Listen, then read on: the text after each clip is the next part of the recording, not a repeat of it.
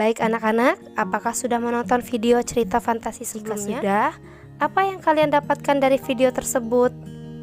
Anak-anak, hari ini kita akan belajar tentang teks narasi cerita fantasi. Cerita fantasi adalah sebuah karya yang dibangun dalam alur penceritaan yang normal, namun bersifat imajinatif dan hayal. Biasanya dalam alur, tokoh dan konfliknya tidak realistis, bahkan berlebih-lebihan yang tidak mungkin terjadi di dunia maya. Teks cerita fantasi ini memiliki karakter, yaitu yang pertama, ide cerita terbuka terhadap daya hayal penulis, tidak dibatasi oleh realitanya. Yang kedua, bersifat sederhana tetapi menitipkan pesan yang menarik. Ketiga, ada keajaiban, kemisteriusan, dan keanehan. Keempat, menggunakan berbagai latar, lintas ruang dan waktu. Kelima, tokoh di dalamnya unik, bisa jadi punya kesaktian dan sebagainya. Keenam, bersifat fiksi atau hayalan. Dan terakhir, bahasanya variatif dan ekspresif. Baik anak-anak, setelah kalian mengetahui pengertian dan karakteristik dari cerita fantasi, kita akan mempelajari unsur-unsur pembangun yang ada di dalamnya. Nah, setelah kalian mendengarkan cerita fantasi Lambu dan Padi bernyanyi, maka kita akan mengidentifikasi unsur-unsur yang ada di dalamnya ya. Setelah menyimak video cerita fantasi Lambu dan Padi bernyanyi, apakah kalian mendapatkan info tentang pokok pembicaraan di dalamnya? Ya, benar. Pokok pembicaraan di dalam cerita fantasi Lambu dan Padi bernyanyi adalah persaudaraan manusia dan alam. Lalu, apakah yang dimaksud dengan pokok pembicaraan? Pokok pembicaraan adalah salah satu unsur cerita teks fantasi, yaitu tema. Selanjutnya, siapakah pelaku-pelaku dalam cerita tersebut? Cerita tersebut memiliki pelaku-pelaku seperti Lambu, Padi, Pak Burhan, dan warga. Nah, pelaku-pelaku itulah yang dinamakan dengan tokoh.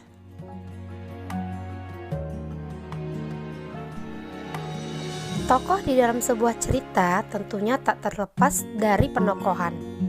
Apakah yang dimaksud dengan penokohan? Penokohan adalah watak atau perilaku atau sikap dari tokoh tersebut. Nah, lalu bagaimana dengan penokohan dari cerita fantasi Lambu dan Padi bernyanyi? Lambu memiliki watak yang baik, penyabar, dan tidak mudah berputus asa.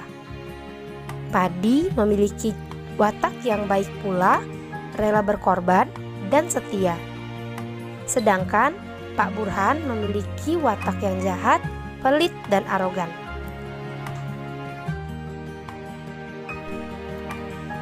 Tahukah kalian bagaimana cerita tersebut disusun atau dikembangkan? Ya, sebuah cerita disusun atau dikembangkan dengan alur. Alur terbagi menjadi 3, yaitu alur maju, alur mundur, dan alur campuran. Alur maju, cerita disampaikan dengan tahapan kejadian bergerak ke depan. Sedangkan alur mundur, cerita disampaikan dengan tahapan kejadian bergerak ke belakang. Dan alur campuran, yaitu cerita disampaikan dengan tahapan kejadian bergerak ke depan, ke tengah, ke belakang, dan bisa jadi ke depan lagi. Di dalam cerita Lambu dan Padi bernyanyi, alur yang digunakan adalah alur maju. Selanjutnya, unsur pembangun dalam sebuah teks cerita fantasi adalah latar. Latar disebut juga setting, yaitu gambaran tempat, waktu, dan situasi di tempat terjadinya peristiwa dalam sebuah cerita. Latar sendiri terbagi menjadi 3, yaitu latar waktu, latar tempat, dan latar suasana. Baik, kita akan identifikasi latar tempat di dalam cerita Lambu dan Padi Bernyanyi. Yang pertama, ada kutipan seperti ini. Di kampungnya sedang terjadi musim paceklik. Nah, berarti latarnya adalah di kampung. Yang kedua, sejak ditinggal kedua orang tuanya akibat bencana alam, ia tinggal di sebuah surau kecil. Kalimat di sebuah surau kecil berarti menunjukkan bahwa latarnya adalah surau atau musola. Dan kutipan yang ketiga adalah setiap petak-petak sawah ia lewati dengan hati bersedih, yang menunjukkan bahwa latarnya juga terjadi di sawah. Untuk latar waktunya terdapat dalam beberapa kutipan. Yang pertama, suatu sore setelah membersihkan surau seperti biasanya. Kedua, senja itu Lambu memiliki teman bercerita. Ketiga, tiba di hari terakhir, Lambu kembali menabuh beduk subuh. Latar yang terakhir adalah latar yang terdapat dalam 3 kutipan. Pertama, Lambu sangat bersedih mengapa Pak Burhan bersikap kasar dan tak mau berbagi. Kedua, rasanya baru itu Lambu mendengar nyanyian indah yang merdu.